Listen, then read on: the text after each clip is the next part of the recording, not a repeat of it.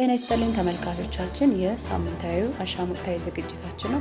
የኢትዮጵያ ጎማና ፕላስቲክ ማህበር እንደ ማህበር አምራቾች ከባለድርሻ አካላት ጋር ተሳታፊ አልተደረግንም የሚል ነገር ያነሳሉ። ይሄን ቅሬታ ባለስልጣኑ እንዴት ይመልሰዋል? በቀጥታ እውነት ነው አልተሳተፉም?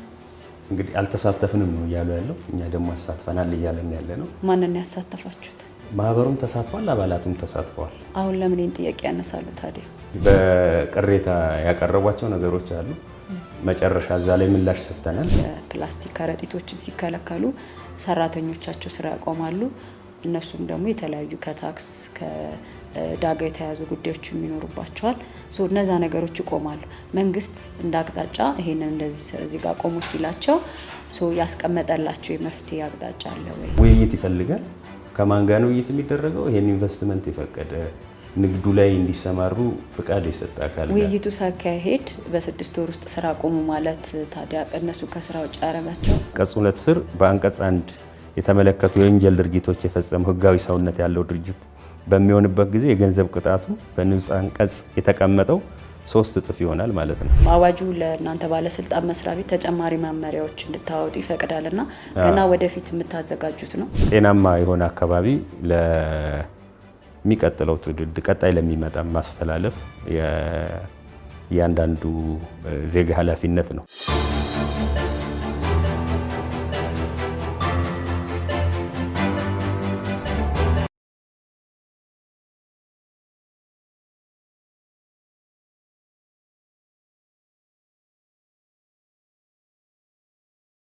ተመልካቾቻችን የሳምንታዊ አሻም ወቅታዊ ዝግጅታችን ነው። በዛሬው አሻም ወቅታዊ ዝግጅታችን ደግሞ በኢፌድሪ የአካባቢ ጥበቃ ባለስልጣን መስሪያ ቤት ነው የምንገኘው። እንግዲህ በቅርቡ በ2017 በወርሃ ግንቦት የአካባቢን ይበክላሉ የተባሉ የፕላስቲክ ከረጢቶች ወይም ደግሞ ፌስታሎች እንዳይመረቱ በአዋጅ ተደንግጎ ይፋ ተደርጓል። ይህንንም ተከትሎ የተለያዩ በዚሁ ዘርፍ ላይ የተሰማሩ አምራቾች የተለያዩ ቅሬታዎችን ሲሰነዝሩ ቆይተዋል። ከዚህ ጋር ተያይዞ አዋጁን በግልጽ ሊያብራሩልን በባለስልጣኑ የከተማ ቆሻሻ አያያዝና አወጋገድ ክትትል ዴስክ ኃላፊ የሆኑትን አቶ ዋሲሁን አለሙን በባለስልጣኑ መስሪያ ቤት ግቢ ተገኝተን ልናወያይና እንዲሁም መረጃዎችን ለሚመለከታቸው የአምራች ኩባንያዎች ማህበረሰቡ ግንዛቤ እንዲሰጡልን ቢሮአቸው ተገኝተናል። ፕሮግራሙን ወደ እናንተ በማድረስ ከካሜራ ባለሙያዎች ጋር ኢየሩሳሌም አለሙ ነኝ። አብራችሁን ቆዩ። አቶ ዋሲሁን ፈቃደኛ ስለሆኑልን ለቃለ መጠይቁ በአድማጭ ተመልካቾቻችን ስም እጅግ በጣም አድርጌ አመሰግናለሁ። እኛም ይህን ሀሳብ አድማጭ ተመልካች ልታደርሱልን ለማህበረሰቡ ተደራሽ ለማድረግ እዚህ ስለተገኛችሁ እናመሰግናለን። መልካም። እንግዲህ ከተያዘው በ2017 ዓመተ ምህረት በህዝብ ተወካዮች ምክር ቤት በርካታ ረቂቅ አዋጆች ቀርበዋል በተለያዩ ጉዳዮች ላይ። አንዱ እንግዲህ ከዚህ ከደረቅ ቆሻሻ አወጋገድ ጋር ወይም ደግሞ የደረቅ ቆሻሻ አያያዝና አወጋገድ አዋጅ ተብሎ የሚጠራው ነው። ቀርቦ ተወያይተውበት መጽደቁ ይታወቃል። እሱንም ተከትሎ በዚህ ዘርፍ ላይ ደግሞ አምራች የሆኑ ኩባንያዎች የተለያዩ ቅሬታዎችን ሲያነሱ ይስተዋላል። እኛም እንደ መገናኛ ብዙኃን የሚደርሱን መረጃዎች አሉ። እዚህ ላይ እንግዲህ እርስዎ አዋጁ የፕላስቲክ ምርቶችን ይከለክላል። ምንድን ነው አዋጁ በመሰረታዊነት እነዚህ ምርቶች የከለከለበት የሚለውን እስቲ ብናነሳ። እንግዲህ ወደዚህ የአዋጅ አጠቃላይ የዚህን አዋጅ ጽንሰ ሀሳብ ስናየው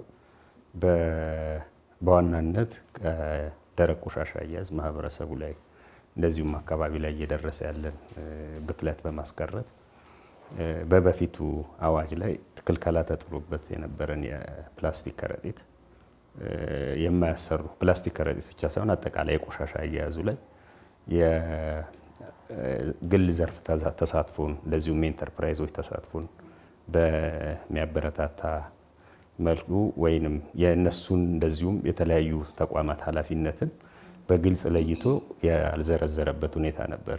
ያ ማለት አዋጅ የደረቅ ቆሻሻ አያያዝ አዋጅ ከ18 ዓመት በፊት የወጣ 513 1999 ላይ የወጣ አዋጅ ረጅም ጊዜ አገልግሎት የሰጠ ነው።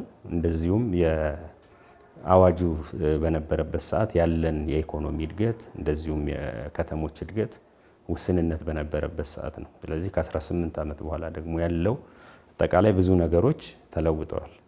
እንግዲህ እዛ ላይ ለተለያዩ ተቋማት ለግል ዘርፉም እንደዚሁም ለከተማ አስተዳደሮች የተሰጠ ኃላፊነት አለ።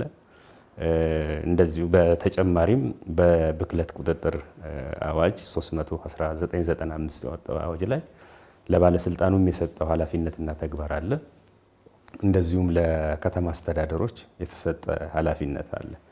ወደ 513 ስንመጣ ብዙ ክፍተቶች ያሉበት በተለይ ፕላስቲክ ከረጢትን በዛ አዋጅም ተከልክሎ ነበረ። ረጅም ጊዜ ግን የሚያሰራ አልነበረም። ፕላስቲክ ከረጢት ስንል ስስ ፌስታሎች ናቸው? የትኞቹ ናቸው? የትኛውም ከረጢት ማንኛውም ፌስታል በተለምዶ የሚባሉትን የሚያካትታል። 0.03 ሚሊ ሜትር እና ከዛ በታች ሆኖ በስብሶ ከአፈር ጋር መዋሃድ የማይችል ፕላስቲክ ከረጢትን ማምረትን እንደዚሁም ከውጭ ሀገር ማስገባትን ይከለክላል። እንግዲህ እንደ ዋናነት አምራቹና አስመጪው ላይ ነው ክልከላውን ያደረገው። ከምንጩ እነዚህ ፕላስቲክ ከረጢቶች ወደ አካባቢ ገብተው ብክለትን እንዳያደርሱ ለመከልከል ነው። ስለዚህ በዚህ ረጅም ጊዜ ውስጥ ክልከላው መሰረት ያደረገው አምራቹ ላይ ነው። አምራቹ ደግሞ እነዛን ማምረት ያልቆመበት ሁኔታ ነው ያለው። ከውጭ ሀገር የሚገቡት አብዛኛውን በጉምሩክ ኮሚሽን በኩል ስለሚገቡ እነሱም እነዚህ 0.03 ሚሊ ሜትር እና ከዛ በላይ እንደው ለአድማጭ ተመልካቾቻችን ግልጽ ለማድረግ እነዚህ እርስዎ በነጥብ የጠቀሷቸው መጠን ያላቸው የፕላስቲክ ከረጢቶች የትኞቹ ናቸው? እነዚህ በተለምዶ ስስ ፌስታል፣ ኩርቱ ፌስታል ምንላቸው ናቸው? የትኛውን ፕላስቲክ ከረጢት ነው ማለት ምርታቸው ላይ ቼክ በምናደርግበት ሰዓት ኩርቱም ሆነው 0.03 እና ከዛ በታች ሆነው እየተመረቱ ነው። እነዛ ምርቶችም ከአፈር ጋር መዋሃድ ይችላሉ አይችሉም የሚለው ነው። ስለዚህ በስብሶ ከአፈር ጋር መዋሃድ የማይችሉ ፕላስቲኮች ናቸው። በትልቁ ደረጃ ሊሆን ይችላል መያዣ፣ በአነስተኛ ደረጃ ሊሆኑ ይችላሉ። ግን እነዚህ 0.03 ሚሊ ሜትር እና ከዛ በታች ሆነው ተጨማሪ በስብሶ ከአፈር ጋር መዋሃድ የማይችልን ፕላስቲክ ከረጢት ማምረት ወደ ሀገር ውስጥ ማስገባት ይከለክላል። በተጨማሪ ምልክት ያልተደረገባቸው ፕላስቲክ ምርቶችን ወደ ገበያ ማስገባት ይከለክላል። ስለዚህ ምልክት የተደረገበት ማለት ማን ነው አምራቹ፣ ማን ነው ባለቤቱ የሚለውን ተለይቶ ከገበያ ውስጥም ከተለያዩ ቦታዎች ላይ እርምጃ እንዲወሰድ ነው ያንን ያደረገው። ስለዚህ በአምራቾቹ ዘንድ ያኛውን ተግባራዊ ለማድረግ እንግዲህ በዚህ ባለፉ 17 ዓመታት ውስጥ ክትትልና ቁጥጥር ተደርጓል። ውጤታማ እንትን አልሆነም ማለት ውጤታማ ሆኖ የታቀደውን የታሰበውን ግብ ሊመታ አልቻለም። አንደኛ አምራቹ ጋር ነው ክልከላው የተደረገው። መሸጥን አይከለክልም፣ ማከፋፈልን አይከለክልም፣ ይዞ መገኘትን አይከለክልም። እንደዚሁም ግልጽ የሆነ ምን አይነት እርምጃ ይወሰዳል የሚል አምራቹ አምርቶ ቢገኝ ወይ አስመጪው ቢያስመጣ ምን አይነት እርምጃ ይወሰዳል የሚል ግልጽ የሆነ አንቀጾች አልነበሩትም። የሚወሰደውን እርምጃ ምንም በወንጀል ይጠየቃል የሚል ነው ያለው አንቀጹ ላይ። አቶ ዋሲሁን ግን ይቅርታና እዚሁ ጋር አንድ ጥያቄ ላንሳሎት። አምራቾች ምን የሚል ነገር ያነሳሉ? በዓለም አቀፍ ጥናቶች ያው እኛም በእርግጥ ማመሳከሪያ ወስደናል። ከወረቀት በበለጠ ጨርቅና እንዲሁም ደግሞ የሌሎች እንደ ካርቶን የመሳሰሉ እነዚህ አካባቢን ይበክላሉና አሁን እነዚህ የፕላስቲክ ከረጢቶች ሲከለከሉ እንደ ጨርቅና እንደ ካርቶን የመሳሰሉትን ማህበረሰቡ ሊጠቀም ይችላልና እነዚህ ደግሞ ከፕላስቲክ የበለጠ አካባቢን የመበከል አቅም አላቸው የሚል ነገር ያነሳሉና ፕላስቲክ ላይ ብቻ እንዴት ተተኮረ የሚለውን ነገር አብረው ያነሱልኝ። አሁን ፕላስቲክ ላይ ብቻ አይደለም የተተኮረው። ማንኛውም ብክለትን ሊያደርስ የሚችል ምርቱ ብክለትን ሊያደርስ የሚችል ምርትን ያ ማለት ወደ ቆሻሻ ሲቀየር ቆሻሻ ሲሆን ለቆሻሻ ለመያዝ የሚያስችል ቴክኖሎጂ አቅም ከሌለን ያንን ነው የምናደርገው። ፕላስቲክ ላይ ብቻ ወይም የተለየ ታርጌት የተደረገ አይደለም። የኛ መርህ ምንድን ነው የምንከተለው? ደረቅ ቆሻሻን አያያዝን የራሱ የሆነ ሃይራርኪ ያለው ደረቅ ቆሻሻን ለመቀነስ ወይንም ከምንጩ አንደኛ ማገድ ነው ወይንም መከልከል፣ አለመጠቀም፣ ወደዛ እንሄዳለን። ሁለተኛ መቀነስ ነው። እንግዲህ ምርትን እንቀንሳለን። ደረቁ ያ መቀነስ የማንችል ከሆነ ዳግም መጠቀም መልሶ መጠቀም የምንችልበትን ሁኔታ ተግባራዊ ይደረጋል። ከዛ ባለፈ ያንን ማድረግ የማንችል ከሆነ ትሪት አድርገን ማስወገድ ነው። ነገር ግን አሁን አዋጁ የከለከላቸው አንደኛ መታየት ያለበት የኛ ሀገር የደረቅ ቆሻሻ አያያዝ አጠቃላይ ሁኔታው ምን ይመስላል የሚለው ነው። ደካማ የደረቅ ቆሻሻ አያያዝ ባለበት ሀገር ላይ ለአንድ ጊዜ አገልግሎት የሚውሉ አሁን ፕላስቲክ ከረጢት ብቻ ሳይሆን ለአንድ ጊዜ አገልግሎት ላይ የሚውሉ ያ ማለት ተጠቅመን ቀጥታ ወደ አካባቢ ነው የምንጥላቸው። ቀጥታ ወደ ቆሻሻ ነው የሚቀየሩት። ግን እነሱ መልሶ ጥቅም ላይ መዋል አይችሉም። በዳግም ወደ ጥቅም ላይ መዋል አይችሉም። ልክ ኖት። ግን አሁን በቅርቡ የሚዲያ አባላቶችን ወስደው በፋብሪካቸው አስጎብኝተው ነበርና ይሄ ኩርቱ የመሳሰሉ ለምሳሌ ኩርቱ የምንላቸው በተለምዶ ተለቅ ያሉ ፌስታሎችን አገልግሎት ላይ መልሰው አይውሉም የሚል ነገር ይነሳል። ግን እኛ መልሰን እንዲውል ነው የምናደርገውና እዚህ ጋር ባለስልጣኑ ምንድን ነው ያለው አስተያየት? እነሱ መልሰን ነው ሪሳይክል እናደርጋለን የሚል ነገር ያነሳሉ። ምን ያህል አገራዊ ነው አይደለም እናወራው። እንደ ሀገር ካወራን አገር ውስጥ ያሉ ከተሞች ላይ እየተሰራጨ ምን ያህል ሪሳይክል የማድረግ አቅም አለን? ድጋሚ ደግሞ ኩርቱ ፌስታል ከስስ ፌስታሎች በተሻለ ተደጋጋሚ አገልግሎት ላይ የሚውላል። በአንድ ጊዜ አገልግሎት ላይ ውለው የሚወረወሩ አይደለም የሚል ነገር ነው የሚያነሱት። ምንድን ነው ይሄ? ለምሳሌ እገዳዎች ሲደረጉ ክልከላ ሲደረግ አንድ ምርት ላይ ምን ያህል ጊዜ ተደጋጋሚ ጥቅም ይውላል? ሲጣል ምንድን ነው የሚያመጣው ጉዳት? ፕላስቲክ ነው አይደለ? ሲጣል አንደኛ ረጅም በስብሶ ከአፈር ጋር መዋሃድ አይችልም። ያ ነው መሰረታዊ እንትን። ጨርቅስ እንደዚህ የጨርቅ ጨርቅ በተወሰነ ዓመታት በስብሶ ወደ አፈርነት ይቀየራል። መልሰን ሪሳይክል ብናደርገው በተወሰነ የዚህ የሰርኩላር ኢኮኖሚን ወይም የክብ ኢኮኖሚን መርህን ተከትሎ ተግባራዊ ማድረግ እንችላለን። እነዚህ ትልልቅ ፕላስቲክ ከረጢቶች ግን በምን አግባብ ወደ ሰርኩላር ኢኮኖሚ ወይም መልሶ ጥቅም ላይ ሊውሉ ይችላሉ? ኢንድ ላይፉ ወይም መጨረሻ ላይ ተጠቅመን ስንጥለው የሚመጣው ውጤት በስብሶ ከአፈር ጋር ሊዋሃድ አይችልም። ያ ማለት ደግሞ ረጅም ጊዜ ቢያንስ እንግዲህ ጥናቶችን ማየት ይቻላል ከ100 እስከ 500 ዓመታት ውስጥ በአፈር ውስጥ ይቆያሉ። ስለዚህ ከከተሞቻችን ወይም ማስወገጃ ቦታዎች፣ ውሃ መውረጃ ቦታዎች እንደዚሁም እርሻ ቦታዎች በፕላስቲክ ተሞልቶ አግባብ የሆነ ጤናማ የሆነ ስነ ምህዳር እንዳይኖረን ያደርጋል። ሁለተኛ ታርጌት አድርጎ አንድን ምርት ብቻ ሳይሆን ተመሳሳይነት ያለው ሪሳይክል የማድረግ አቅማችን ምን ያህል ነው? ምን ያህል እያመረትን ነው? ምን ያህል ደግሞ ሪሳይክሊንግ ተቋማት አሉን? ምናልባት ሙሉ ለሙሉ ወደ ኢነርጂ ፐርፐዝ ወይም መልሶ መጠቀም ላይ የሚያውል አቅም ቢኖረን ያንን ማድረግ የምንችልበት ሁኔታ ሊፈጠር ይችል ነበረ። ግን ድሃ ኢኮኖሚ ላይ ነው ያለው፣ ዝቅተኛ ኢኮኖሚ ያለው ሀገር ላይ ነው ያለው። ከተሞች የዛ አይነት ፋሲሊቲን ገንብተው የሪሳይክል የማድረግ ወይም ዳግም ጥቅም ላይ እንዲውል የማድረግ አቅም ዝቅተኛ ነው። ምናልባት አዲስ አበባ አካባቢ ላይ እነዚህ ሪሳይክሊንግ ካምፓኒዎች አሉ። ከዚህ ጅማ ከተማ ላይ የተጣለን ፌስታል አመጥቶ እዚህ ሪሳይክል እናደርጋለን የሚለው ካለ ምን ያህል ተደራሽነቱን ነው የምናየው። በውስን ደረጃ ጥቅም ላይ የሚውሉ ፕላስቲክ አይተሞች አሉ። እነዛን ሪሳይክል የማድረግ ሂደቱ በዛ ደረጃ መቀጠል የሚችልበት ሁኔታ ነው የሚኖረው።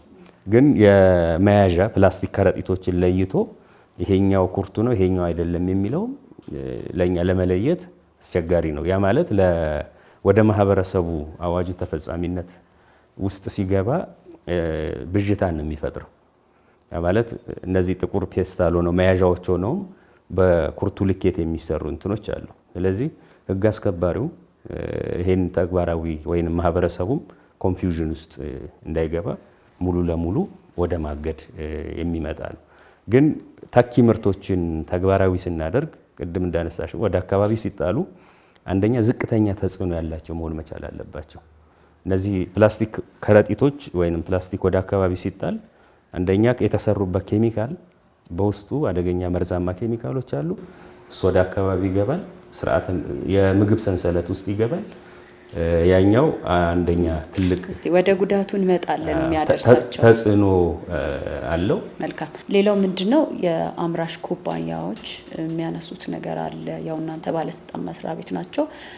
አዋጁን በቀጥታ ወደ ተግባር በማስፈጸም የሚመለከታችሁ ናችሁና ረቂቅ አዋጁ ሲዘጋጅ የኢትዮጵያ ጎማና ፕላስቲክ ማህበር እንደ ማህበር አምራቾች ከባለድርሻ አካላት ጋር ተሳታፊ አልተደረግንም የሚል ነገር ያነሳሉ። ይሄን ቅሬታ ባለስልጣኑ እንዴት ይመልሰዋል? እንግዲህ በቀጥታ እውነት ነው አልተሳተፉም። እንግዲህ አልተሳተፍንም ነው እያሉ ያለው። እኛ ደግሞ አሳትፈናል እያለን ያለ ነው። ማንን ያሳተፋችሁት? ማህበሩም ተሳትፏል፣ አባላቱም ተሳትፈዋል። አሁን ለምን ይህን ጥያቄ ያነሳሉ ታዲያ?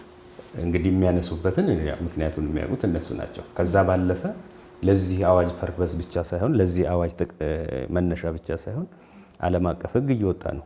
ፕላስቲክን የተመለከተ ፕላስቲክን ማገድ ፕላስቲክን ምርትን ማቆም ሳይሆን ከፕላስቲክ የሚደርስን ብክለት ለመከላከል የሚደረግ ጥረት ነው። ዓለም አቀፍ ሕግ እየወጣ ነው። አስገዳጅ ሕግ ነው። አገራት ምን ማድረግ አለባቸው የሚለው ፕላስቲክ በባህሪው ከምርቱ ጀምሮ ሲመረትም ስንጠቀመውም ሲወገድም ብክለትን ያደርሳል። ስለዚህ እነዛን ብክለቶች ለማስቀረት የሚያስችል ዓለም አቀፍ ሕግ እየወጣ ነው። እዛ ላይ የእነሱም ኢኮኖሚ እንደዚሁም ፋብሪካዎቹም ይሄንን አለርት ሆነው አስፈላጊውን እርምጃ እንዲወስዱ አስፈላጊውን ውይይት ተደርጓል። ከዛ ባለፈ የቋሚ ኮሚቴው ይፋዊ ህዝባዊ ውይይት ሲደረግ እነማን ናቸው ተቋማቱ የሚለውን ሊስት አድርገን ለነሱ ሰጠን። ጥሪ አስተላልፈው የተገኙት ሀሳባቸውን አቅርበዋል። አዋጁ ረጅም ጊዜ የቆየ ከመሆኑ አንፃር ማለት በሂደት ላይ ረጅም ጊዜ በረቂቅ ላይ ረጅም ጊዜ ከመቆየቱ አንፃር ምናልባት እንግዲህ ከዛ አልተሳተፍንም የሚለው እኛ አሳታፊ ተደርጓል። ምናልባት በእኛ ጋር አሳታፊ ባይሆን ይፋዊ ህዝባዊ ውይይት ላይ ረጅም ጊዜ ወሰደ ውይይት ተደርጓል። እዛ ላይ ዳይሬክሽን የተቀመጠበትም ሁኔታ ነው ያለው። ለእኛ ደግሞ ያ ተሳትፎ ስለመደረጉ መረጃዎችም አሉ። ጥሪ ያስተላለፍንባቸው የተገኙ አካላት እነዛ እንትኖች አሉ።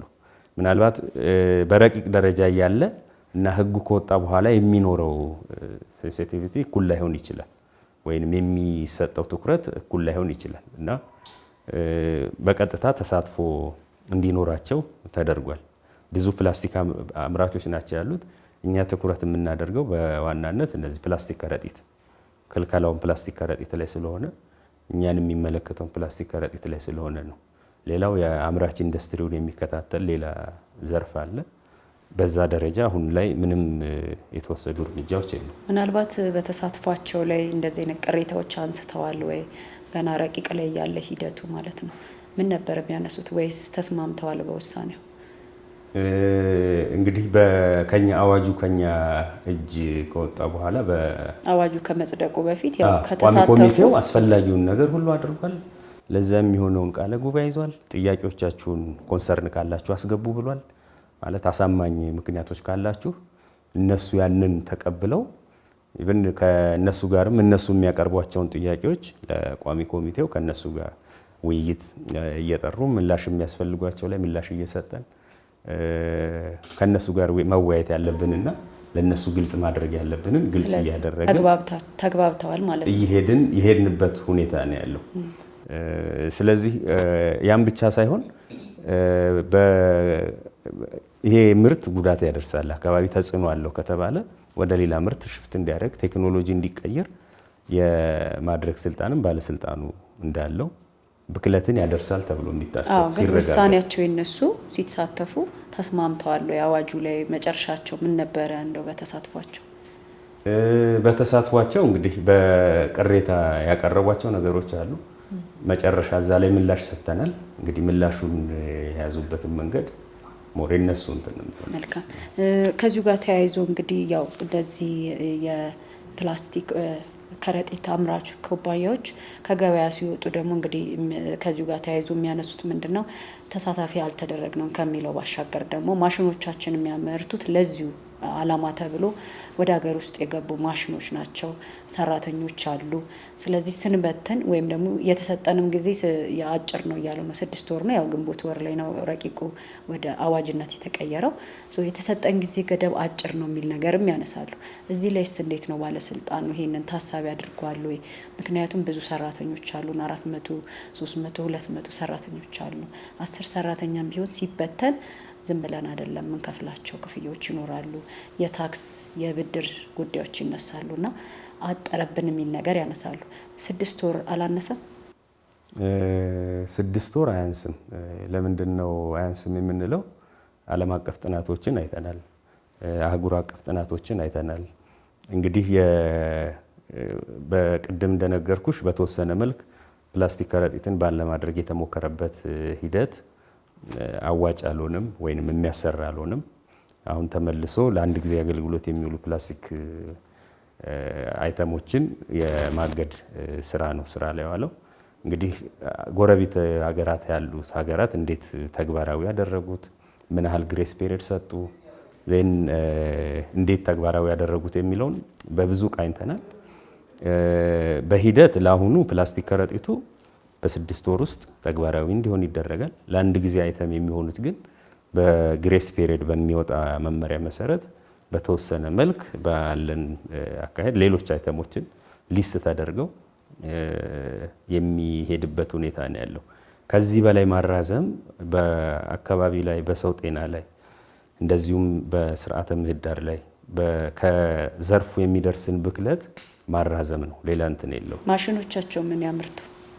ማሽኖቻቸው ምን ያመርቱ? እንግዲህ እሱ ቴክኒካሊ እኔ የዛ ዘርፍ እንትን አይደለሁም። ያው አቅጣጫ የሆነ ነገር ሲከለከል የሽግግር ጊዜ የሚሆን እቅድ ያስፈልጋል።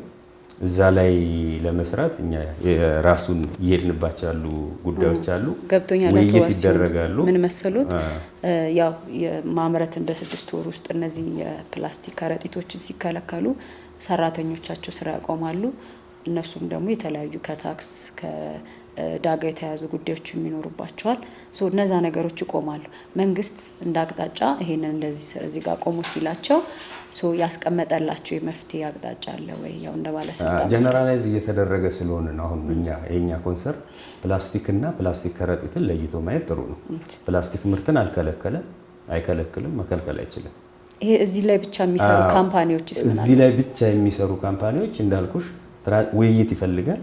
ከማን ጋር ነው ውይይት የሚደረገው? ይሄን ኢንቨስትመንት የፈቀደ ንግዱ ላይ እንዲሰማሩ ፍቃድ የሰጠ አካል ጋር ውይይቱ ሳካሄድ በ6 ወር ውስጥ ስራ ቆሙ ማለት ታዲያ እነሱ ከስራ ውጭ ያደረጋቸው የትኞቹን ፕላስቲክ ከረጢታውን ፌስታል ምናምን የሚባል የሚያመርቱትን በ6 ወር ውስጥ ስራ ቆሙ ከተባለ ወይም ደግሞ ተዘጋጁ ከተባለ ለማቆም ተዘጋጁ ማለት ኪሳራ እንዳይደርስ።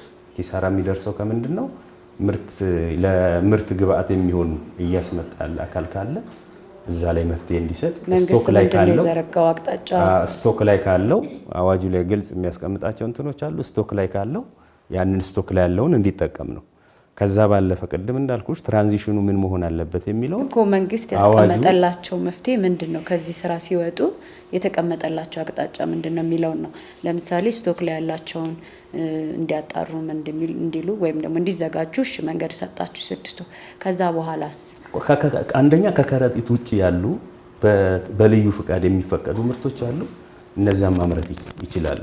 እዚህኛው ካምፓኒ እዚህ ላይ ከአንዳንድ ኩባንያዎች እኛም ወስደው አስጎብኝተውናል። እዚህ የፕላስቲክ ከረጢት ላይ ብቻ የሚሰሩ አሉ። እነዚህ ተቋማቶች በመጀመሪያ አዋጁ ከመጽደቁ በፊት ለነሱ የመፍትሄ አቅጣጫ ለምሳሌ መንግስት ከገበያ ሲያስወጣቸው ወደዚህኛው መስክ ተሰማራላችሁ፣ ማሽኖቻችሁ ለዚህ ዓላማ ይውላሉ። አሁን ያንን አዋጁ እጃችን ላይ ሳይኖር አስቀድመን ይሄን ልትወጡ ነው ይሄን ልታረጉ ነው ማለት ባልጸደቀ አዋጅ ላይ አግባብነት የለው። ከመንግስት ጋር እናንተ በቅርበት ያንን አሁን ስንት ስላላልኩ እኮ ነው። ለምሳሌ የፋይናንስ ተቋማት አሉ፣ ብድር ወስደናል እያሉ ነው። ኢንቨስትመንቱን የፈቀደው አካል አለ። ንግድን ከታክስ ጋር የተያዙ ጉዳዮች አሉ። የሰራተኛው ጉዳዮች አሉ። እንዳልኩት በተወሰነ መልክ ወደ ሌላ ሽፍት የሚያደርጉበትን ትራንዚት የሚያደርጉበትን እዛ ቴክኖሎጂ እንትን ላይ ስራ ላይ ስለሌለ ዲቴይል እንትኑን አናውቅም። ከነሱ ጋር ተደርጎ የትኛው ጋር ነው ጋፕ ያለው የሚለውን ተነጋግሮ ምናልባት ፕላስቲክ የሚያመርተው ሌላ ቴክኖሎጂ ተጨምሮበት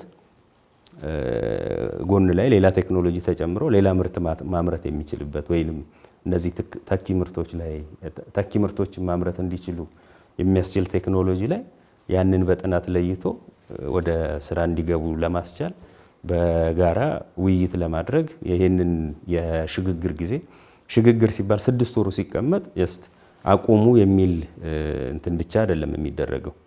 ከሚመለከተው ጋር ውይይት ይደረጋል። ምንድነው መደረግ ያለበት የሚለውንም ሬዲነስም ይፈልጋል። ለነሱ ብቻም ሳይሆን ይሄን እየተጠቀመ ያለ ማህበረሰብ በሌላ በኩል ከዛ ስርዓት ለመውጣት መሰራት ያለባቸው ስራዎች አሉ።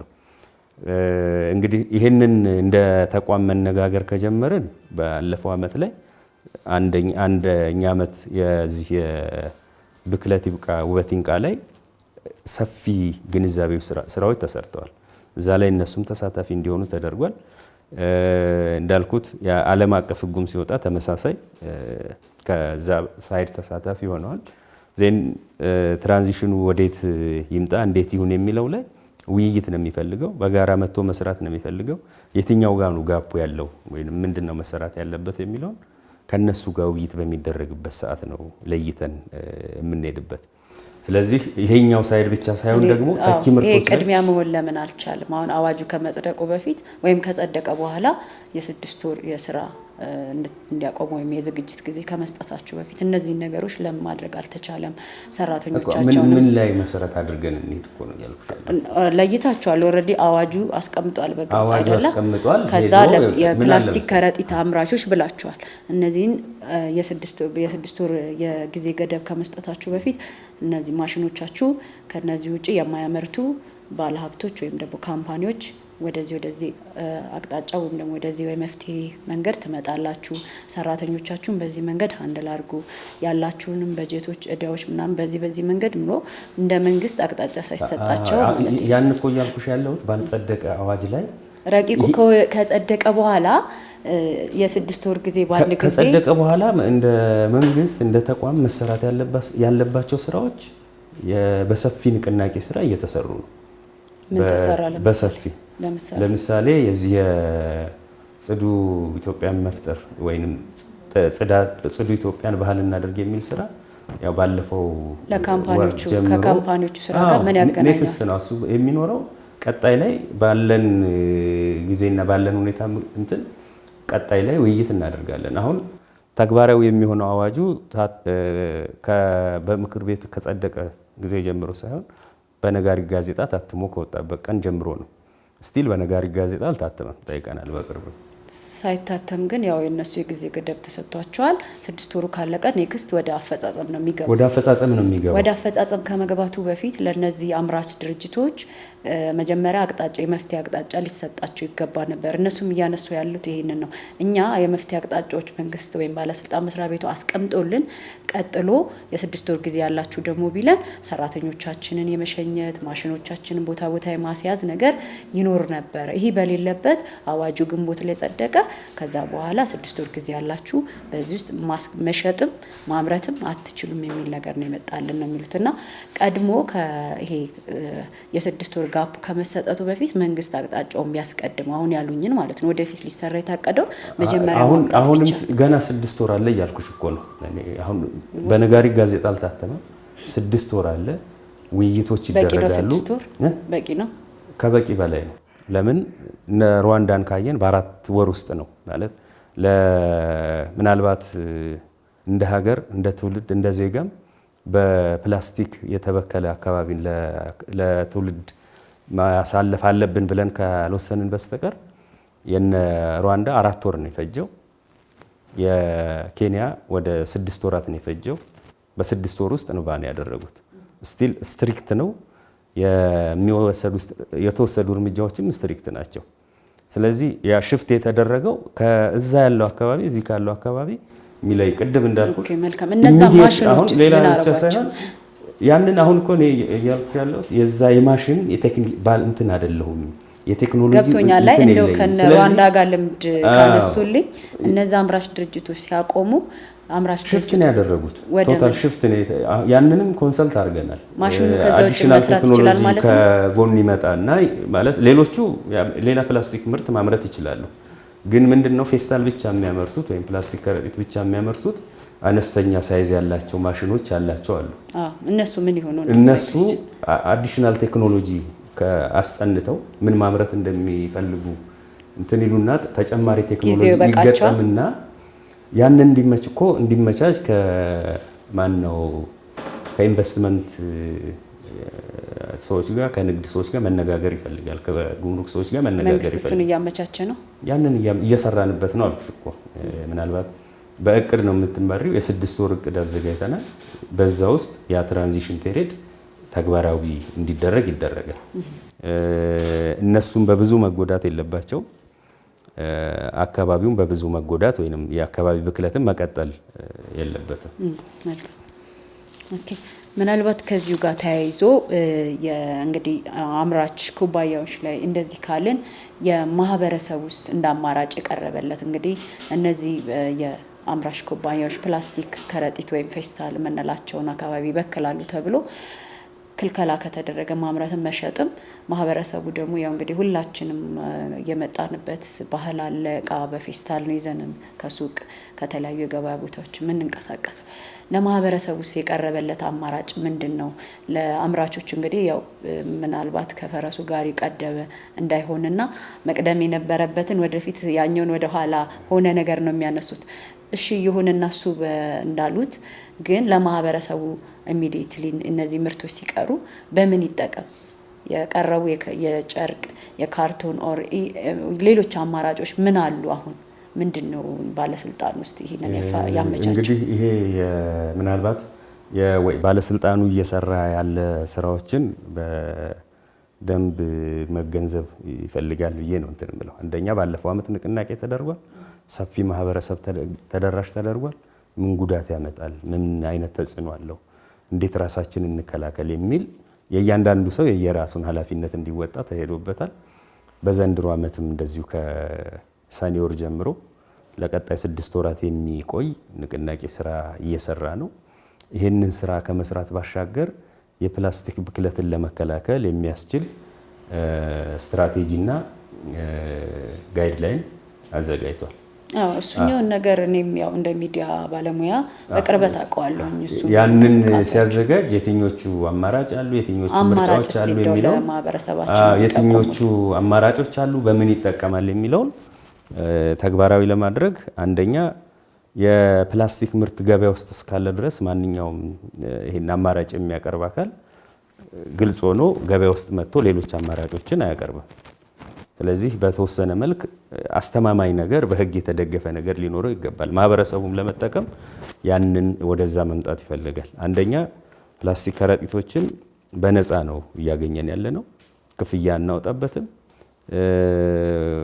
የፈለግነው ናል 2ም 3ም ነው ደራርበን የምንወስደው። ስለዚህ ያንን የሚተካ ወይንም ሊተካ የሚችል ሰፊ የሆነ የጋርመንት ኢንዱስትሪ ነው ያለው። በዚህ ላይ ደግሞ ወደ ስራው ገበያ ላይ ተሰራጭተዋል እነዛ ነገሮች። ምክንያቱም አሁን ወደ ማህበረሰቡም እንዲሁም ደግሞ እነዚህ የፕላስቲክ ከረጢት ተጠቃሚ ነጋዴው እንበል ከዚህኛው ሲስተም እንዲወጣ እነዛ ምርቶች አሁን እሱን ፌስታሎቹን የሚተኩ ምርቶች ገበያው ላይ በስፋት ተሰራጭተዋል። የአዋጁ ተፈጻሚነት እኮ ገና በሂደት ላይ ያለ ነው። ማነጋገር ያለባቸውን ተቋማት ንግግር ተደርጓል። ለዛ ሬዲ እንዲሆኑ ወደ ዝግጅት እንዲገቡ እንደዚሁም የተለያዩ ቦታዎች ላይ በተለይ ከዚህ ከተፈጥሮ የሚሰሩ መያዣዎችን መጠቀም እንዲቻል። ያም ማለት ግን ለምሳሌ አንድ የጨርቅ ከረጢት ወይም ከጥጥ የተሰራ የጨርቅ ከረጢት ያለው የገዛ ሰው ወይም የሚጠቀም ሰው ቢያንስ እስከ 200-300 የሚደርሱ ፕላስቲክ ከረጢቶችን ከመጠቀም ራሱን ማለት ደጋግመን መጠቀም የምንችለው ስለሆነ ደጋግሞ መጠቀም የሚችልበት ሁኔታ ነው ያለው። ግን ከዛ በፊት የግንዛቤው ስራ በደንብ መሰራት ይፈልጋል። ከዛ ባህሪ ከዛ ልምድ መውጣቱን እዛ ላይ መሰራት ስለሚያስፈልግ ነው። በተወሰነ መልክ የተወሰኑ ቦታዎች ላይ ይገባሉ። ከዛ አልፎ ሂደት በሂደት ነው እንግዲህ እንደ ተቋም የምንሄድበት። በአንድ ጊዜ እንትኑ አይወርድም። ተቋማት ተለይተው በተቋማት ላይ ተግባራዊ ይደረጋል። ከዛ ባለፈ የተወሰኑ የገበያ ቦታዎች ላይ ተግባራዊ እንዲደረግ ይደረጋል። በዛ 6 ወር ጊዜ ውስጥ ሙሉ ለሙሉ ተግባራዊ የሚሆንበትን ሁኔታ ነው የሚፈጠረው ማለት ነው። እሺ መልካም ተመልካቾቻችን እየተከታተላችሁት የሚገኘው ሳምንታዊ አሻም ወቅታዊ ዝግጅታችን ነው። እንግዲህ በዛሬው አሻም ወቅታዊ ዝግጅታችን በኢፌዴሪ የአካባቢ ጥበቃ ባለስልጣን የከተማ ቆሻሻ አያያዝና አወጋገድ ክትትል ዴስክ ኃላፊ የሆኑትን አቶ ዋሲሁን አለሙን ነው እዚህ ቢሮአቸው ተገኝተን እያወያየን የምንገኘው። ከዚሁ ጋር በተያያዘ እንግዲህ በባለስልጣን መስሪያ ቤቱ በቅርቡ በሕዝብ ተወካዮች ምክር ቤት ከደረቅ ቆሻሻ አያያዝና አወጋገድ ጋር በተያያዘ አዋጅ ጸድቋል። ይህ አዋጅም እንግዲህ የፕላስቲክ ምርቶችን መሸጥም ማምረትም የሚከለክል ነው። ከዚህ ጋር ተያይዞ አምራች ኩባንያዎች የተለያዩ ቅሬታዎችን እያነሱ ነው። ባለስልጣን መስሪያ ቤቱ ለአምራቹም እንዲሁም ለማህበረሰቡ ለተገልጋዩ የተለያዩ መረጃዎችን እየሰጠ ግልጽ ያሉትን እያደረሰልን ይገኛል። አብሬያችሁ ያለሁት ኢየሩሳሌም አለሙ ነኝ። አብራችሁን ቆዩ። እንግዲህ አቶ ዋሲሁን ሌላው ምንድነው ከ6 ወራት የተሰጠን ጊዜ አይበቃም ከሚለው የሚለውን እንግዲህ አብራርተውልናል። ሌላው ለአንድ ጊዜ ብቻ አገልግሎት የሚሰጡ የፕላስቲክ ምርቶች እንዳይመረቱ በአዋጅ የተከለከለበትን ምክንያት አልገባንም የሚል ነገርም ያነሳሉ። ለምንድን ነው የሚለውንም እሱንም ጉዳቶቹንም አብረው አያይዘውልን እንግዲህ ለአንድ ጊዜ አገልግሎት የሚውሉ ፕላስቲኮችን ማምረት ብቻ ሳይሆን የሚከለክለው ከሀገር ውስጥ ወደ ሀገር ውስጥ ማስገባት፣ ማምረትን፣ መጠቀምን፣ ማከማቸትን ይከለክላል። ለአንድ ጊዜ አገልግሎት የሚውሉ ፕላስቲኮች ቀጥታ ከተጠቀምናቸው በኋላ ወደ አካባቢ የምንጥላቸው ናቸው። ቅድም እንዳነሳ ነው ደጋግመን መጠቀም አንችልም፣ መልሰን መጠቀም አንችልም። እንደዚሁም ወደ አካባቢ ሲለቀቁ ወይም ቆሻሻ ሆነ ወደ አካባቢ ሲለቀቁ ከፍተኛ የሆነ አካባቢ ጉዳት ስላላቸው ነው። ይህን ስንል የአካባቢ ጉዳት አላቸው ስንል ለአንድ ጊዜ አገልግሎት የሚውሉ ምናልባት ሊስታቸውን እንደኛ ነባራዊ ሁኔታ አዋጁ ላይም በግልጽ ያስቀመጠው መልሶ ጥቅም ወይም ዳግም ውደት መደረግ የማይችሉ የፕላስቲክ ምርቶችን ነው ለአንድ ጊዜ አገልግሎት የምንለው። ያ ማለት ቀጥታ ተጠቀምን ወደ አካባቢ የምንጥላቸው። ስለዚህ ከዚህ ጋር በተያያዘ አንደኛ አካባቢያዊ ጉዳት አላቸው። ወደ አካባቢ ስንጥላቸው ለቆሻሻ አያያዝ ከፍተኛ የሆነ ተግዳሮት እየፈጠረ ያለው የፕላስቲክ አያያዝ ነው። ያ ማለት አካባቢ ውስጥ ከገቡ በኋላ ለመበስበስ ወይንም ከአፈር ጋር ለመዋሃድ በመቶ ዓመታት ሲልም ከዛ በላይ ይፈጃል። ስለዚህ አንድ የፕላስቲክን ተጠቅመን ጣል ነው ማለት ወደ አፈር ገባ ማለት ለቀጣይ 100 ዓመት ለሚመጣውም ትውልድ ያንን ቆሻሻ እዛ ጋር እያስቀመጥንለት ወይንም እያቆየነው ነው ማለት ነው። አካባቢ ውስጥ ከገባ በኋላ ደግሞ በአካባቢ ላይ የአፈር ብክለትን ያስከትላል። በፀሐይና በፀሐይ ብርሃንና እንደዚሁም በሙቀት ምክንያት ሲሰባበር ወደ ማይክሮፕላስቲክ ወይንም ወደ ጥቃቅን ፕላስቲክ ነው የሚቀየረው። የተለየ ይሄ ባዮሎጂካል ዲግራዴሽንን ጠብቆ አይደለም ዲግሬድ የሚሆነው ወይንም ከአፈር ጋር የሚዋሃደው ማይክሮፕላስቲክ ይሆናል። የአፈር ለምነትን ይቀንሳል። አፈር መያዝ ያለበትን ንጥረ ነገር እንዳይዝ ያደርጋል። ከዛ ባለፈ አደገኛ ኬሚካሎችን በተለይ በፕላስቲክ ማምረት ሂደት ውስጥ የፕላስቲክ ይዘት እንዲኖረው በቀላሉ መተጣጠፍ የሚችል እንዲሆን የሚያደርጉ ኬሚካሎች ይጨመሩበታል። ስለዚህ እነዛ ኬሚካሎች ቀጥታ ወደ አካባቢ ሲለቀቁ ወይንም ወደ አካባቢ ሲጣሉ የፕላስቲክ ኬሚካልን ወደ አካባቢ ይለቃሉ። እነዛ ኬሚካሎች በምግብ ስርዓት ገብተው በአካባቢ ጤና ላይ እንደዚሁም በሰው ጤና ላይ ጉዳትን ያስከትላሉ። ሌላው የኛ ሀገር የቆሻሻ አያያዝ ስርዓታችን ደካማ ከመሆኑ አንፃር ቆሻሻን የምናስወግደው በክፍት ቦታዎች፣ በወንዞች እንደዚሁም ቦታዎች ላይ ነው። ስለዚህ ስነ ምህዳር ላይ እንትናል በማቃጠል ሲወገድ ደግሞ ወደ አየር የሚለቀቁ በካዮች አሉ። የአየር ንብረት ለውጥን ተጽዕኖ ያመጣል። እንደዚሁም ሰዎች ያንን ጭስ ወደ ሰውነታቸው በሚገባበት ሰዓት ለተለያዩ የዚህ የመተንፈሻ አካል በሽታዎች የመዳረግ አቅሙ ከፍተኛ ነው። እንግዲህ ከቆሻሻ ጋር አንድ ጥያቄ ምጣልኝ። ይህን አክል ጉዳት ካለው ለምን እስከ ዛሬ ድረስ ዝም ተባለ? ዝም አልተባለም እኮ ከልክሏል አዋጁ። በፊት የነበረ አዋጅ ማምረትና ማስገብ እንግዲህ የዛሬ 18 ዓመት ነው 1999 ላይ ያወጣ አዋጅ ነው የከለከለው። በወረቀት ላይ ያለ ግን ተግባራዊ አልነበረማ። ተግባራዊ ለማድረግ የማያሰሩ ህጎች አሉ። የከለከለው አምራቹንና አስመጪውን ነው። ገበያ ውስጥ ከገባ በኋላ ለመከልከል የሚያስችል የህግ ማዕቀፍ አልነበረንም ነው። አምራቹ ደግሞ እርምጃ ሲወሰድ ከቦታ ቦታ ሽፍት ማድረግ፣ ለጊዜው ምርቱን በሚፈለገው ደረጃ ማምረት ያለ ኃላፊነትን ለመውሰድ የሚደረጉ ጥረቶች አነስተኛ ነበሩ ናቸው። ስለዚህ ረጅም ጊዜ ገበያ ውስጥ የነበረ ነው። ግን ያ አዋጅ አላሰራ ያለበት ምክንያት ተጠቃሚው ጋር፣ ሻጩ ጋር፣ ቸርቻሪው ጋር ተግባራዊ ያልተደረገ። አሁን የአዋጅ ተሻሽሏል። ያን እኮ ነው እያልን ያለ ነው። የአዋጅ የተሻሻለው እነዚህ ምርቶች መጠቀም፣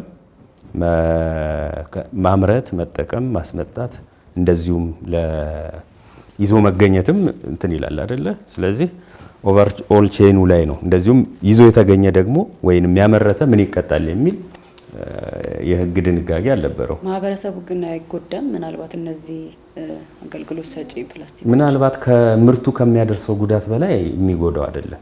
ምርቱ ከሚያደርሰው ስንል አማራጭ እንደሚኖር ነው የጠቆማችሁን። ምርቱ ከሚያደርሰው ጉዳት ስንል ለምሳሌ እኛ እየተጠቀምናቸው ያሉ የፕላስቲክ ምርቶች በገበያ ውስጥ ያሉ ለአንድ ጊዜ አገልግሎት ላይ እየዋሉ ያሉት ፉድ ግሬድ ናቸው ወይ የሚለውንም አንድ እንደ ጥያቄ እንትን እንላለን። ብዙውን ጊዜ ማለት ሪሳይክል አድርገን አምጥተን ለምግብ መያዣነት የምንጠቀማቸው ፕላስቲክ ከረጢቶች ወይንም የዚህ አንድ ጊዜ አገልግሎት የሚውሉ ፕላስቲኮች ፉድ ግሬድ ናቸው ወይ፣ የዚህ የዕለት ተዕለት የምንመገባቸው ምግቦች እንድንይዝባቸው የሀገራችን ህግስ ይፈቅዳል ወይንስ ዓለም አቀፍ ህግም ይፈቅዳል የሚለው እንደ ብዙውን ጊዜ ያንን በደንብ ማረጋገጥም ይፈልጋል። ለምን ከግንዛቤ ማነስ ሊሆን ይችላል። በተለያዩ ምክንያቶች ከዚህ ከዘርፉ የሚመነጨው ወይንም ከምርት ከመያዣው ወደ ምግቡ ወይንም ወደምንይዝበት ምርት ፕላስቲክ በውስጡ ያሉ ኬሚካሎች በቀላሉ ነው ማይግሬት የሚያደርጉት። ስለዚህ ማይግሬሽን ሊሚት የምንወስንበት እንትን የለም፣ ቴክኖሎጂ የለም። ያንን ለመቆጣጠር እስከዛሬ ማህበረሰቡ ተጎድቷል ማለት ነው፣ እየተጎዳ ነው። ከዛ በላይ አካባቢ ጤና ጉዳት እየደረሰበት ነው። ስለዚህ ይሄንን በህግ ለመደንገግ የሚያስችል የህግ ማዕቀፍ ስላስፈለገ ነው። ይሄ ደግሞ እንግዲህ ዓለም አቀፍ ጥናቶች የሚያሳዩት ወይንም ዓለም አቀፍ ህግም እንዲወጣ ያደረገው ያ ነው። በተለይ የዚህ የፕላስቲክ ብክለትን የመከላከል ዓለም አቀፍ ህግ እየሄደ ያለው እንግዲህ ትልቅ ድንጋጤ የፈጠረው ብዙ የሰውነት እንትናችንን ይጎዳሉ በፕላስቲክ ውስጥ ያሉ ቅንጣቶች፣ ከዛ አልፎ ማይክሮፕላስቲክ ወይንም የፕላስቲክ ስባሪ እስከ እናት እስከ ወደ እንግዴ ልጅ ወይንም ወደ ልጅ የሚተላለፍበት ሁኔታ ነው ያለው። በቀላሉ ማይግሬት የሚያደርግበት ሁኔታ ስላለ ስለዚህ አንድ ትውልድ ላይ ብቻ ወይንም አንድን ሰው ብቻ ጎድቶ የሚቆም አይደለም። እዛ ውስጥ ያሉ ኬሚካሎች ከሰው ከአንደኛው ትውልድ ከልጅ ወደ እናት የሚተላለፉበት ሁኔታ ነው ያለው በተለያየ ምክንያት። ስለዚህ ይሄ ደግሞ በረጅም ጊዜ የሚያመጣው ጉዳት አለ። ከዛ ባለፈ አካባቢ ጤና ላይ ለምሳሌ አሳዎችን የምንመገብ ከሆነ የውሃማ አካባቢ በፕላስቲክ ቅንጣቶች ወይም በዚህ በማይክሮፕላስቲክ የተበከለ ከሆነ ቀጥታ ነው አሳውን የምንመገበው። እንግዲህ እዚህ ማይክሮፕላስቲክ ላይ የኛ ሐይቆች ላይም የተሰሩ ጥናቶች አሉ። በአሳዎቹ ያለ የማይክሮፕላስቲክ መጠን ምን ያህል ነው፣ ምን አይነት ጉዳቱ ላይ ዲቴል አልሄደም አለ የለም የሚለውን አበነሱን በደንብ የታየበት ሁኔታ ነው ያለው። ስለዚህ የሆነ ቦታ ላይ የሚቆም አይደለም፣ ጉዳቱ ሰፊ ጉዳት ነው። የዓለም አቀፍ ሕግም እንዲወጣ አስገዳጅ እንዲሆን ያደረገው ከዛ አንጻር ነው። ስለዚህ ይሄ ደግሞ ቅድም እንዳነሳ ነው ማህበረሰቡ ጋር ሲሄድ ከፕላስቲክን ከመጠቀም አለመጠቀሙ የሚመጣው ያለው ፋይዳ የተሻለ እንዲሆን ግንዛቤ መያዝ ይፈልጋል። መልካም። ከዚህ ጋር ተያይዞ እንግዲህ የአምራቾችም ሆኑ ተጠቃሚዎች አዋጁ ተግባራዊ ከሆነ ነጋሪት ጋዜጣ ከወጣ በኋላ ወደ ተፈጻሚነት ሲመጣ ምናልባት ያው በማምረት ሂደትም ይሁን በመጠቀም ሂደት ላይ ያሉ የማህበረሰብ ክፍሎችን ምንድነው የሚደርስባቸው ቅጣት የሚለውን ነገር ነው። እስኪ እንግዲህ የተለየ ቅጣት የለም። አዋጁ ላይ የተቀመጡ ድንጋጌዎች አሉ። እነዚህ አዋጁ ላይ የተቀመጡ ድንጋጌዎች ናቸው ተግባራዊ የሚሆኑት። ምናልባት ለምሳሌ አታምርት ተምሮ ተብሎ የሚያመርት አትጠቀም ተብሎ የሚጠቀም ሁለት አይነት ድንጋጌዎች ናቸው ያሉት። አንደኛ የወንጀል ተጠያቂነት ያለበት አለ። በማላይ ነው በማህበረሰቡ በተጠቃሚና በአምራች ላይ ነው ለይቶ ያስቀመጠው እንትን አለ። እንደዚሁም የፍትሐ ብሔር ተጠያቂነት ያለበት ሁኔታ ነው ያለው። ምሳሌ የፍትሐ ብሔር ተጠያቂነቱን ስናይ ለአንድ ጊዜ ጥቅም የሚውል ፕላስቲክ በሚቃረን ሁኔታ ለአንድ ጊዜ ጥቅም ላይ የሚውሉ ፕላስቲክ መጠቀም ወይም ለመጠቀም ይዞ መገኘት ለአንድ ጊዜ ጥቅም የሚውሉ በቀጣይ በመመሪያ የሚወሰን ነው። ይሄ አስተዳደራዊ እርምጃ የሚያስወስድ። እናንተ ናችሁ እነዚህ አዋጁ ለእናንተ ባለስልጣን መስሪያ ቤት ተጨማሪ መመሪያዎች እንድታወጡ ይፈቅዳልና ገና ወደፊት የምታዘጋጁት ነው? ቀጥታ ያለቀለት አለ። እዚህ አንድ ጊዜ ጥቅም ላይ የሚውሉት የሚለው ላይ የወንጀል የአስተዳደራዊ እርምጃ እንዲወሰድ ነው የሚያዘው። ስለዚህ ምንድነው ምን አይነት እርምጃ ነው የሚወሰደው የሚለውን አሁን በዚህ ቀጣይ ባለን 6 ወር ውስጥ እናዘጋጃለን። ስለዚህ መጠቀም ወይም ለመጠቀም ይዞ መገኘት ለአንድ ጊዜ አገልግሎት ላይ የሚውሉ ብለን ሊስት የምናደርጋቸውን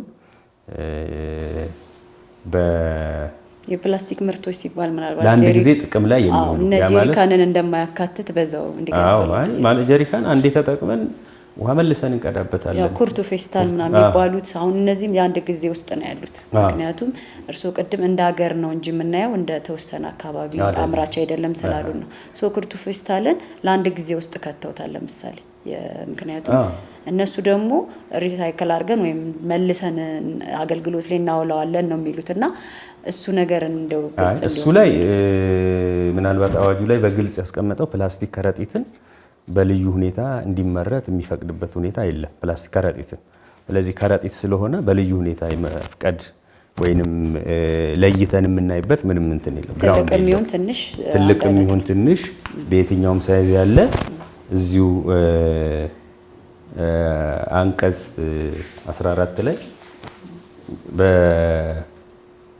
በዋናነት ለይቶ የሚያስቀምጥበት ሁኔታ ነው ያለው። ማለት አዋጁ አወዛጋቢ ነው ወይስ ግልጽ ነው? አዋጁ ግልጽ ነው። እነሱ አወዛጋቢ ነው ይላሉ። ለምንድን ነው? የትኛው ጋር ነው ያወዛጋቢ? 13 እና 14 ክሊር አላደረገልንም ይላሉ። ለምንድን ነው? 13 እና 14 ክሊር ናቸው። ምናልባት አንዳንዱን ምናልባት 13 የሚለው ለአንድ ጊዜ ጥቅም ላይ የሚውል ፕላስቲክ ላይ ስለዛ ነው የሚያወራው። ምን ማለት ነው ይላሉ። አሁን ለአንድ ጊዜ ሲሉ ኩርቱ ፌስታልንም አጠቃልሎብናል ይላሉ። እና እርስዎ ቅድም ማለት ኩርቱ ፌስታል ፕላስቲክ ከረጢትን እንደማይመለከት አንቀጽ 14 ላይ ያስቀምጣል። ለምሳሌ ለአንድ ጊዜ ጥቅም ላይ የሚውሉ ፕላስቲክን በልዩ ሁኔታ ስለመፍቀድ ነው አንቀጽ 14። ስለዚህ እዛ አንቀጽ 14 6 ላይ በዚህ አንቀጽ ላይ የተቀመጡ ልዩ ሁኔታዎች የፕላስቲክ ከረጢት ላይ ተፈጻሚ አይሆኑም ተብሎ ተደንግጓል። ስለዚህ ፕላስቲክ ኩርቱ ፌስታል ወይንም በተለምዶ በከፍተኛ ሳይዝ ኩርቱ የሆነ ብራንድ ነው አይደለ? በከፍተኛ ሳይዝ ያሉ ፕላስቲኮችን ከረጢቶችን የትኛውም ላይ ለይቶ አይደለም ያስቀመጠው። በሳይዝ ለይቶ አላስቀመጠም። በልዩ ሁኔታዎች ላይ ለምሳሌ ልዩ ሁኔታ ያለው ባለስልጣኑ የሚውሉ ፕላስቲክ እንዲመረት ወደ ሀገር እንዲገባ ጥቅም ላይ እንዲውል በመመሪያ ሊወስን ይችላል እያለ ያለው። ስለዚህ በመመሪያ ሊወሰን የሚችል ፕላስቲክ ማሸጊያው በቀላሉ በሌላ ምርት ሊተካ የማይችል ማሸጊያ ሆኖ የሆነ ምርት የምናሸግበት ሆኖ ያ ምርት በቀላሉ በሌላ መተካት የማይችል ከሆነ ባለስልጣኑ ሊፈቅድ ይችላል። ስለዚህ በሌላ ምርት የማይተካ ለዚሁ ዓላማ ለምርት መያዣነት የሚያገለግል ከሆነ ብቻ ነው። ለአንድ ጊዜ ጥቅም ላይ የሚውሉ ፕላስቲክ የሚያመርት ወደ ሀገር የሚያስገባ የሚያከማች የሚያሰራጭ ወይም የሚጠቀም ፕላስቲኩ ደረጃውን የጠበቀ መሆኑን ማረጋገጥና የፕላስቲኩ በአግባቡ የሚይዝበትና የሚያስወግድበት። ስለዚህ በልዩ ሁኔታ እንዲመረት ካደረገ ያንን በአግባቡ የሚይዝበት እንደዚሁም መወገዱን ማረጋገጥ ይፈልጋል። ሌላው በአንድ ጊዜ በዚህ በልዩ ሁኔታ የሚፈቀድ ላይ የስለ ምርቱ ገላጭ የሆኑ ጽሁፍ መቀመጥ መቻል አለበት ነው። ቅድም እንዳነሳ ነው አብዛኛው የሚመረቱ ፕላስቲኮች የማን እንደሆኑ አናውቃቸው። እርምጃ ለመውሰድ በሚያስችል ሁኔታ አይደለም ያለው። ስለዚህ ገላጭ የሆነ ጽሁፍ ማን ያመረተው፣ ማን ያስመረተው፣ ምን አይነት መልሶ ዑደት፣ ምን አይነት ሂደትን መከተል አለበት፣ ምን አይነት ኬሚካሎች አሉት የሚለውን በውስጡ መቀመጥ መቻል አለበት። ስለዚህ የሚፈቀዱና የማይፈቀዱ የፕላስቲክ አይነቶች አሉ ማለት ነው። ለአንድ ጊዜ አገልግሎት ውለው በሌላ ምርት አምርተን መተካት የማንችለው፣ ለምሳሌ ፕላስቲክ ከረጢትን ሌላ ምርት አምርተን በሌላ ምርት መያዝ እንችላለን አይደለ? በሌላ ምርት ግን ላንተካቸው የምንችላቸው አሉ። ለምሳሌ ሕክምና ሴክተር ውስጥ ያሉ። ስለዚህ እናንተ አሁን ባለስልጣኑ በቀጣይ አዋጁ በሚፈቅድላችሁ መሰረት መመሪያው ስታዘጋጁ እነዛን ነገሮች ግልጽ አድርጋችሁ ታስቀምጣላችሁ። ሊስት ይደረጋሉ እነሱ። ያንን ተቋማት ለምሳሌ ይሄንን ምርት በቀላሉ ልተካው አልችልም፣ ከፕላስቲክ ውጪ መያዝ አልችልም፣ ስለዚህ ለአንድ ጊዜ አገልግሎት የሚውል ፕላስቲክ ነው፣ ስለዚህ ይሄን ከሆነ ይሄ ይመረትልኝ ብሎ እንዲጠይቅ አንደኛ ተቋሙ ብቻውን የሚያዘጋጀው የተለየ መመሪያ የለም። የሚመለከታቸው መንግስት ተቋማት፣ የግል ዘርፉ እንደዚሁም አምራቾችም ይኖራሉ። ከዛ አንጻር የሚሄድ ነው። ስለዚህ በልዩ ሁኔታ ፕላስቲክ ከረጢት እንዲፈቀድ ይፈቅዳል። ነገር ግን በልዩ ሁኔታ ማንም ማምረት ወይ መጠየቅ የማይችለው ፕላስቲክ ከረጢት ላይ ነው። ስለዚህ ፕላስቲክ ከረጢት ላይ ምንም አይነት ኤክስኪውዝ የለውም ወይንም በልዩ ሁኔታ የሚመረትበት ሁኔታ የሌለበት ሁኔታ ነው ያለው። ሌላው የዚህ የህጋዊ እርምጃ ወይንም የወንጀል ተጠያቂነት ጋር በተያያዘ ለአንድ ጊዜ ጥቅም የሚውሉ ፕላስቲክ ጥቅም ላይ ለመጠቀም ይዞ መገኘት፣ ሌላው ለገበያ ማቅረብ፣ መሸጥ፣ ለንግድ ዓላማ ማከማቸት የአስተዳደራዊ እርምጃ አላቸው። ሌላው የወንጀል ተጠያቂነት ያለው ማንኛውም ሰው ፕላስቲክ ከረጢቱ ላይ ሲመጣ የወንጀል ተጠያቂነት ነው ያለው። ከተጠቀመ ወይም ለመጠቀም ይዞ ከተገኘ ከ2000 ብር በማያንስ ከ5000 ብር በማይበልጥ የገንዘብ መቀጫ ይቀጣል ነው የሚለው። ሌላው ካመረተ ወደ ሀገር ውስጥ ካስገባ፣ ለገበያ ካቀረበ ወይም ከሸጠ፣ ለንግድ ዓላማ ካከማቸ ወይም ይዞ ከተገኘ ከ50,000 ብር በማያንስ ከ200,000 ብር በማይበልጥ የገንዘብ መቀጫ እና ከ5 ዓመት የማይበልጥ ጽኑ እስራት ብሎ ነው የወንጀል ተጠያቂነትን የሚያስቀምጠው። ይሄኛው ካመረተ ወይም ከሀገር ውስጥ ካስገባ፣ ለገበያ ካቀረበ ነው። ሌላው እዚሁ አንቀጽ 2 ስር በአንቀጽ 1 የተመለከቱ የወንጀል ድርጊቶች የፈጸሙ ህጋዊ ሰውነት ያለው ድርጅት በሚሆንበት ጊዜ የገንዘብ ቅጣቱ በንዑስ አንቀጽ የተቀመጠው 3 እጥፍ ይሆናል ማለት ነው። ህጋዊ ሰውነት ኖሮት የድርጅት ከሆነ ተቋም ከሆነ በዛ መልክ የሚሄድ ነው ያለው በሚወጣ መመሪያ። ሌላው ከዚህ አስተዳደራዊ እርምጃዎች በሚወጡ መመሪያዎችን የሚያስቀር አይደለም። እዚህ የወንጀል ተጠያቂነቱ የተደነገጉ ግዴታዎችን በሚል የወንጀል ተጠያቂነት እንዳለው ያስቀመጠበት ሁኔታ ነው ያለው።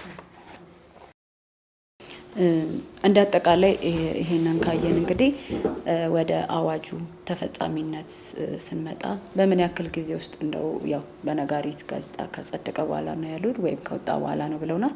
ምን ያክል ጊዜ ነው እንደው ለተፈጻሚነቱ ብትወስዱት? እንግዲህ አዋጁ ሰፊ እነዚህም እንደው ልጨምርልዎትና እነዚህ አሁን ቅሬታም እያቀረቡ ያሉ አምራች ካምፓኒዎች እዚሁ ፕላስቲክ ምርት ላይ ያሉትን እነሱንም የሚያነሷቸውን ሀሳቦች አካታችሁ ተስማምታችሁ ሰራተኞቻቸውን የሚሸኙበት ወይም ደግሞ ወደ ሌላ የስራ መስክ ሳሰልጥነው የሚያመቻቹበትን ማሽኖቻቸውም ወደ ሌላ ስራ የሚገቡበትን ሁኔታ አመቻችታችሁ ማህበረሰቡንም እንደዚህ ግንዛቤ ፈጥራችሁ ወደ ተግባር ለመምጣት ምክንያቱም ቀጥሎ ቅጣት እንደዚህ አይነት ስላለው ማለት ነው። እሱ ከመሆኑ በፊት እንደዚህ አይነት ግንዛቤዎችን ለማህበረሰቡ ለአምራቹ ደግሞ መፍትሄ ወይም ወደ ሌላ መስክ እንዲገባ ወይም ደግሞ ቀጣይ ሌሎች የስራ ዘርፎች አማራጮችን እንዲወስድ ሰራተኛውንም ብድሩንም እንዲሁም ደግሞ የተለያዩ ከባንክ ጋር የተያያዙ ጉዳዮችንም ጨምሮ እንዲዘጋጅ መፍትሄ አቅጣጫዎችን ጨራርሳችሁ ወደ ተግባር የሚገባ አዋጁ በምን ያክል ጊዜ ገደብ ነው? እንግዲህ በዋናነት የዚህ አሁን እንዳየነው የዚህ ፕላስቲክ ያለ አንድ ጊዜ አገልግሎት የሚውሉ ፕላስቲኮች ላይ ውስን አንቀጾች ናቸው ያሉት። ቢያንስ 2 አንቀጾች ላይ ነው ተግባራዊነት ያለው ወይ 13 እና 14 ላይ ነው። እሱም ስለ 13 አማራጮችን ነው የሚያስቀምጠው በልዩ ሁኔታ ስለሚፈቅድ አንቀጽ 13 ላይ ያሉ ድንጋጌዎች ናቸው። ከዛ ውጪ አዋጁ ወደ 28 የሚደርሱ አንቀጾች አሉት፣ 6 የሚደርሱ ክፍሎች አሉት። እነዛ ጉዳዮች ለ6 ወር በልዩ ሁኔታ ከፈቀደው ውጪ በነጋሪት ጋዜጣ ታትሞ ከወጣበት ቀን ጀምሮ ተግባራዊ የሚደረጉ ናቸው። ማለት ለተለያዩ ዘርፎች ለተለያዩ አካላት የሰጣቸው ኃላፊነቶች አሉ። ነገር ግን በልዩ ሁኔታ ለዚህ ለፕላስቲክ ዘርፍ ለፕላስቲክ ከረጢቱ ወይም ፕላስቲክ ከረጢት ለአንድ ጊዜ አገልግሎት የሚውሉ ፕላስቲክ ምርቶችን በማምረት ላይ ለተሰማሩ አካላት የ6 ወር ጊዜ ያስቀመጠበት ሁኔታ ነው ያለው። ስለዚህ ወደ ተሻለ የሽግግር ጊዜ እንዲኖር ያው ቅድም እንዳነሳ ነው የሚሰራ ነው የሚሆነው። የተሻለ የሽግግር ጊዜ ሲኖር ደግሞ በተጨማሪ እነዚህ ኢኮ ፍሬንድሊ ሊሆኑ አካባቢን የማይበክሉ የሰው ጤናን የማይበክሉ ምርቶች ሲመረቱ ሌላ የስራ እድል ይዞም እንደሚመጣ ታሳቢ ማድረግ ይፈልጋል። እንግዲህ የዚህ የፓኬጂንግ ኢንዱስትሪ ወይንም የኛ አጠቃላይ እንትኑ ሰፊ ነው፣ ገበያው ሰፊ ተደራሽነት አለው። ሰፊ ሀገር እንደመሆኑ መጠን ሰፊ የተኪ ምርቶች መሰራት መቻል አለባቸው። ስለዚህ ሰፊ ሌላ አማራጭ የሆነ አካባቢን የማይጎዳ አማራጮችን የስራ እድልን ይዞ የሚመጣ ነው። ስለዚህ ያኛው በምን መልክ እንዴት ይሆናል የሚለው ላይ በተግባራዊ ከመሆኑ በፊት በተወሰኑ ሁኔታዎች ላይ ውይይት ማድረግ ይፈልጋል። እነዚያ ውይይቶችን ተግባራዊ የሚደረግበት ሁኔታ ነው ያለው። እንግዲህ አሁን ኦልሬዲ አዋጁ ጸድቆ እንትን ላይ ነው ያለው። ይሄንን አዋጅ የሚያስፈጽሙት ለከተማ አስተዳደሮች የሚሰጠው ኃላፊነት አለ። ከተማ አስተዳደሮች ተፈጻሚ ያደርጉታል። የገጠር ቀበሌዎችን ለነሱ የሚሰጠው ኃላፊነት አለ።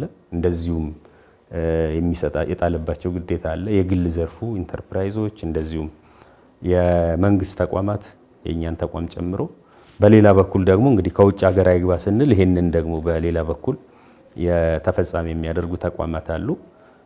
የሆነ ተቋም ላይ ብቻ መሰረት ያደረገ አዋጅ ስላልሆነ በእነዚህ በሁሉም ተቋማት ዘንድ ተፈጻሚ እንዲሆን በጋራ ስራን የሚፈልግ ነው። ይሄ ደግሞ የክልል ተደራሽ የሚሆን ቅድም እንደተነሳው እስከ ማህበረሰቡ ድረስ የሚወርድና እያንዳንዱ ላይ ኃላፊነትን የሚጥል ነው። ስለዚህ በነሱ በዚህ በአምራቹ ሳይድ ያለውን ውይይት ይደረጋል።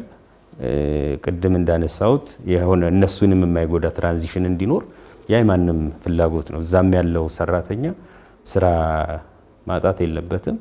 በልዩ ሁኔታ የሚፈቅዱ ስራዎችን መስራት አቅም ያላቸው ካሉ እንዲሰሩ፣ ቴክኖሎጂው መቀየር ካለበት ቴክኖሎጂ የሚቀየርበትን ሁኔታ ላይ ከነሱ ጋር ውይይት ይፈልጋል። እንግዲህ ወደ ተቋሙም እነሱ በተወሰነ መልክ ህጋዊ የሆነ ማህበሩን ይዞ በማህበሩ ትክክለኛ መረጃ አሁን አወዛጋቢ ነገሮች እየቀረቡ ስላለ አንዳንዴ እኛ መሬት ላይ የምናውቃቸው ነገሮች አሉ፣ ከዛ ውጪ የሚመጡ ነገሮች አሉ። ምሳሌ ፕላስቲክ ማምረትና ፕላስቲክ ከረጢት ማምረትን አንድ ላይ ቀላቅሎ ማቅረብ፣ ተጠቅመን በተወሰነ መልክ ፕላስቲክ ከረጢትን ሪሳይክል እያደረጉ ያሉ ተቋማት ሊኖሩ ይችላሉ። ግን ሁሉንም ፕላስቲክ ሰብስቦ ሪሳይክል እንደሚሆን በውጭ ማቅረቡ ብዙም ጠቀሜታ ስላለው ወደ ተቋሙ መጥቶ ከተቋሙ ጋር በጋራ መስራት ይፈልጋል። ተቋሙም ይሄን እሰራለሁ ሲል የተሰጠው ስልጣንና ኃላፊነት ውስን ነው። ስለዚህ ከሌላ ተቋማት ጋር ላይን አድርጎ ይሄን አዋጅ ተፈጻሚነት እነሱም አምራቹንም ኢቨን ተጠቃሚውም ዞሮ ዞሮ ተጎጂ እንዳይሆን እያንዳንዳችን ወደ ገበያ ስንሄድ ተኪ ምርትን የምንጠቀም ከሆነ እዛ ተኪ ምርት ላይ ተጎጂ የማንሆንበትን ኢኮኖሚካሊ ተጎጂ የማንሆንበትን ሁኔታ መፍጠር ይፈልጋል። ያው እንግዲህ አዋጆች ሲወጡ ያው ለሀገር ይጠቅማሉ ተብለው ነው በርካታ አዋጆች ይወጣሉ። ነገር ግን ሲወጡ ለማህበረሰቡ፣ ለሀገር እንዲሁም ደግሞ ብሎም ከሌሎች ዓለማት ጋር የሚወሰዱ ጥናቶች ይኖራሉ። ነገር ግን አዋጆች ደግሞ አንዳንድ ጊዜ ሳይታሰብ ጉዳት ሊያደርሱ ይችላሉ። ወይም ደግሞ ለምሳሌ እንደዚህ አይነት ካምፓኒዎች ሰራተኞችን ሊበትኑ ይችላሉ። ብድር የወሰዱባቸው ተቋማት ጋር ታክስ ጋር በተያያዘ እንዲሁም ደግሞ ከመንግስት ጋር ሳይታሰብ ቅራኔ ውስጥ ሊያስገባቸው ይችላሉ። እነዚህ ነገሮች ሰላማዊ በሆነ መንገድና መፍትሄ ባለው ሁኔታ እንዲፈቱ ከማለት አንጻር የተለያዩ መረጃዎችን የመፍትሄ አቅጣጫዎችን እንዲሰጡን ነው ወደ እናንተም ተቋምኛም ጎራ ያልነው። እርስዎም የተለያዩ መረጃዎችን አጋርተውናል። በጣም አድርገን እናመሰግናለን። ነገር ግን እንደው ከዚሁ ጋር በተያያዘ ለአምራች ካምፓኒዎችም እንዲሁም ደግሞ ለማህበረሰቡ አጭር መልእክት የሚያስተላልፉት ካለ ቀረ የሚሉት ነገር? እንግዲህ የሚወሰዱ እርምጃዎች ያው ቅድም ላይ እንዳነሳሁት አላሰራ የሚሉ አሰራሮች ሲኖሩ ተግባራዊ የሚደረጉ ሊያሰሩ በሚችሉ የተለያዩ ሀገር አቀፍ ተሞክሮችን ዓለም አቀፍ ተሞክሮችን መሰረት አድርጎ አዋጆች ይወጣሉ። ማንኛውም የሚመረት ምርት ወይንም መያዣም ሊሆን ይችላል የተለያዩ ነገሮች አካባቢንም የሰው ጤናንም የሚጎዳ መሆን መቻል የለበትም። እንደዚሁም ጤናማ የሆነ አካባቢ ለሚቀጥለው ትውልድ ቀጣይ ለሚመጣ ማስተላለፍ እያንዳንዱ ዜጋ ኃላፊነት ነው። ከዚህ ጋር በተያያዘ አካባቢ ላይ የሚደርሱ ወንጀሎች ወይንም ጉዳቶች ብዙውን ጊዜ ቸል ነው የሚባሉት፣ ባለቤትም የላቸው። ስለዚህ በምናወጣቸው ህጎች ወይንም የሚዘጋጁ ህጎች ተግባራዊ የሚደረገው ደግሞ ታች ማህበረሰቡ ዘንድ ስለሆነ በዋናነት የአካባቢን እንደዚሁም የሰው ጤናን ከፍተኛ የሆነ ጉዳት ከዘርፉ እየተከሰተ ነው። ለዚህ የሆነ ደግሞ ዓለም አቀፍ የሆነ አለርም የበራበት ሁኔታ ነው ያለው። ከዛ ባለፈ ከሚደርሰው ጉዳት እኛ ከምናጣው ጥቅም የሚደርሰው ጉዳት ብዙውን ጊዜ የሚያመዝንበት ሁኔታ ነው ያለው።